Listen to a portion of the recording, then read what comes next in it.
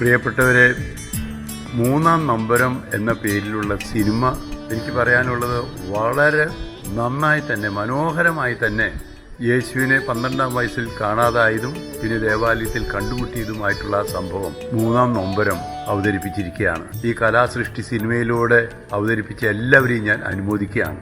മറിയത്തിന്റെ 7 വ്യാകുലങ്ങളെക്കുറിച്ച് നമ്മൾ പലപ്പോഴും പറയാറുണ്ട്. 7 വ്യാകുലങ്ങൾ അഥവാ നൊമ്പരം.